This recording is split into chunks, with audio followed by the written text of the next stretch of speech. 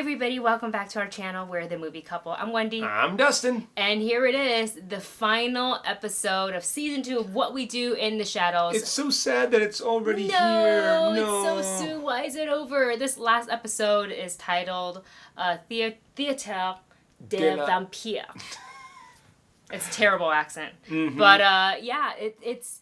I was actually kind of like caught off guard a little bit by the fact that this was the season finale, because I, in my head, thought we got like one more. Yeah, I thought we still had a few more episodes. I mean, who knows? Maybe we're wrong. We still get 1 or 2 more episodes. I think we're wrong, because all the news outlets are reporting that this is the season finale. Boo! But it was a really, really good episode, a really fun episode, and I think it's a nice callback to season 1, where they... Oh, before I, get into all of that, just want to let you guys know that we are going to be discussing spoilers, so if you have not been caught up to date with What We Do in the Shadow, go ahead and put it on pause, add this video to your watch later list, and come on back, because we are going to be talking about spoilers, so you have been warned, and here we go.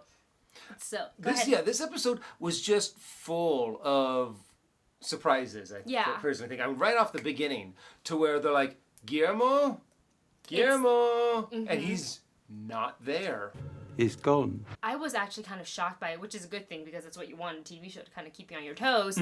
Because previously we had seen that Guillermo was very frustrated with his treatment of being a familiar, with not be feeling appreciated, and also struggled with the fact that like he could possibly be a vampire slayer who also wants to be a vampire. So he's kind of like, how conflicting is that to him working out with Nandor, kind of like a day off and some breaks during his work schedule. So we thought that maybe things were starting to get a little bit better, but for Guillermo. He got right to the edge, and he was just like, wrote a little note and said sorry, and left. And you know what? Good for Guillermo. Yeah. I was like, oh, okay, cool. He's going to go out there and he's going to, maybe... I don't think he'd become someone else's familiar.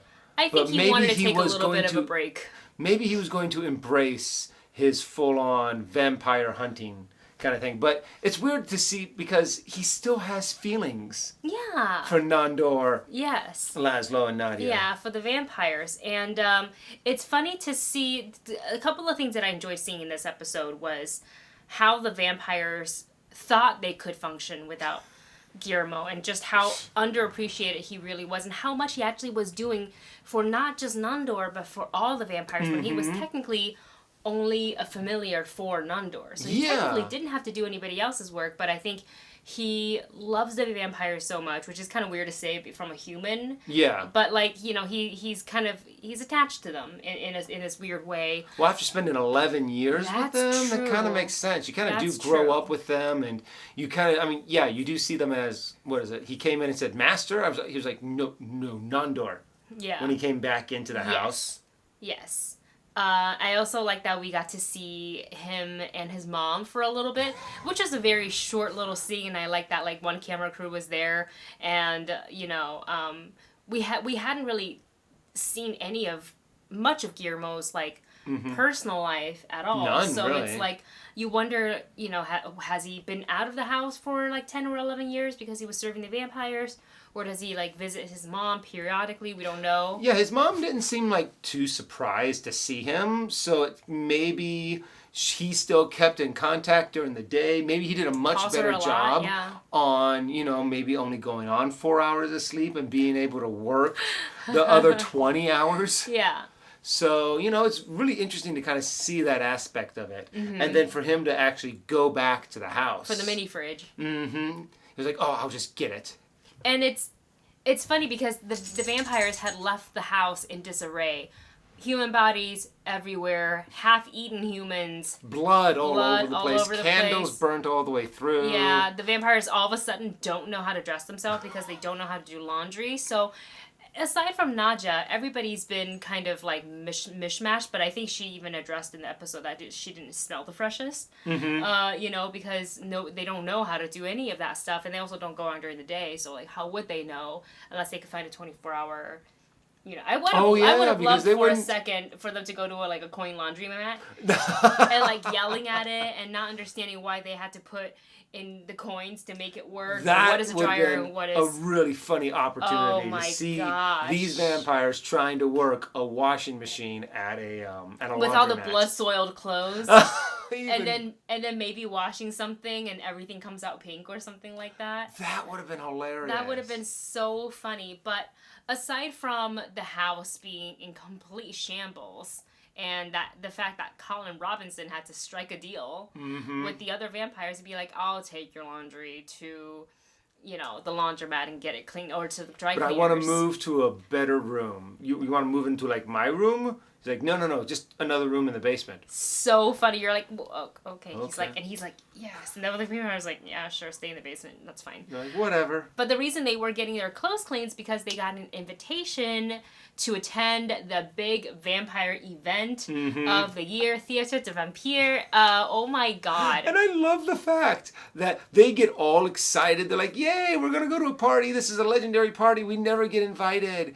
Shouldn't have that been a sign already? Completely forgetting that, the whole council wants to kill them. But they actually don't know that. Well, they do know that the council, sentenced them to death because they did put them in the hole. Yes. And the whole fact of as soon as Guillermo comes back, picks up the letter, and he goes, oh my God, that's a trap. Well, what happened is he saw, when he read it against the candlelight. So it revealed the V for the Vampire Council as a hidden message. But the vampires, when they first read the invitation, I think were so just excited. They didn't see they're a bit like clueless when it comes to that. And it's like a little self-absorbed that they're just kind of like, wow, we're invited, so amazing, we're so cool. But I think he even suspected it before he saw the reflection. He looked at it and oh yeah, this is a trap. Oh yeah, look, it even has the. Oh really? Okay, I thought it was the other way. But I just love the fact that he immediately picked up on it. That Slayer blood. It was just this entire episode was pretty much just building to this one moment to where the whole Vampire Council or the whole Vampire High Society they have. Gathered at the theater.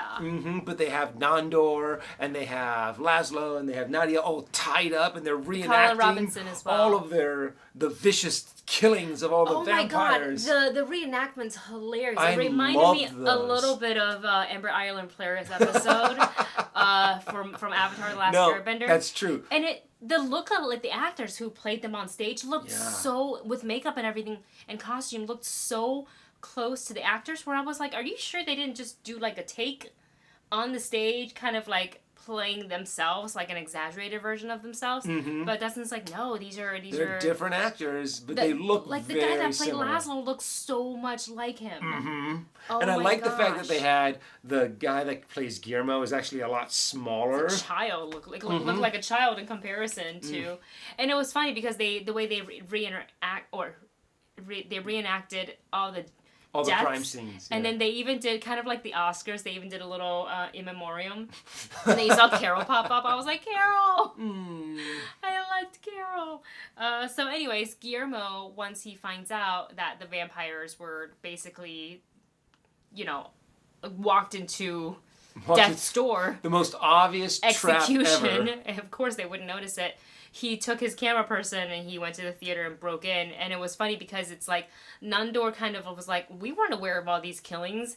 And then he kind of outed Guillermo, but at the same time tried to protect him at the same time. No, right?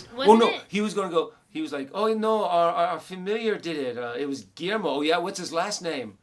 Because they actually did not know. Right, they didn't know Guillermo's his last name. But I was just thinking that, and then Guillermo, who was up in the catwalk, was going, I don't know if he's trying to protect me or he actually does not know my last name. See. I guess maybe in my head I thought we watched this episode a little while ago, so forgive me for my lapse in memory, but I thought that they also try to give examples of he doesn't know what he's doing. There's no way that he, Well, that's what it was. It was back in one of the episodes, they were trying, Guillermo said, no, I did it. And they're like, yeah, right. There's what, you killing a vampire like this? Oh, what nonsense. Yeah. So, and it was the best reveal was just not, I don't know if you want to call it a reveal, but the best moment is when they're about ready to execute. Ooh, giant guillotine. Mm-hmm. And Guillermo just comes down and just starts slaying them left and right. It was an awesome. It was a full Buffy moment. It was really, really great because it was quite creative in like the sense of like I think my favorite action was the spinning holy water.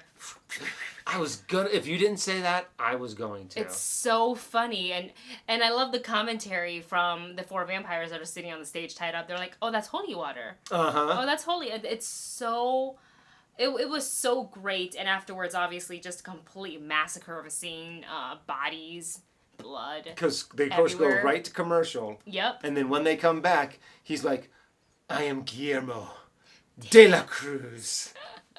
Remember that last name now. And I just love that moment of that he's covered in blood and he's just standing there and he just looks so victorious and finally accepting who he is as a vampire hunter. And hopefully Laszlo, Nadia, Colin Robinson, all of them are finally going to give him the respect he deserves because, one, he has saved their life on multiple occasions. Yes.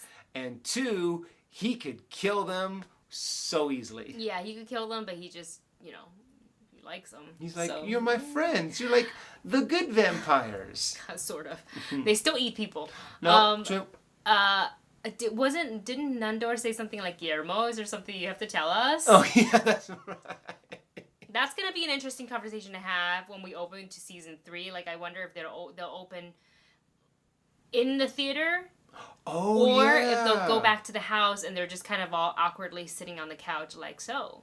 I guess it's time to talk about this. So this is really interesting and leaves so much like open-ended storytelling for season 3, and I do wish that season 3 can go just like 2 episodes longer because I enjoy it so much. But I love the season. There's not I can't really complain about it because I had fun watching every single episode. It's a sitcom, so they're short, so you can binge it if you want to, or you can, wait for all of it to come out, or you can just watch it one by one, where they don't leave you on so much of a cliffhanger where you're just like nail biting and you count the days until the next episode. They leave you just enough to wanting a lot more. Just be like, okay, cool. Now I want to see what happens next. Yeah, one of our favorite TV shows on TV/streaming right now. So do you have anything else to add? No, lots of fun. Love this episode. Give me more season 3. We can't wait till season 3 comes out. We're not really sure when that's going to come out yet, so I'm going to go ahead and Google that. But if you guys have enjoyed what we do in the shadow, season 1 and 2, go ahead and comment your favorite moments in the comment section below. And as always, thank you so much for watching. Don't forget to like, share, subscribe, and hit that notification bell if you haven't yet so you don't miss any of our new videos. And we will see you in the next one. Bye.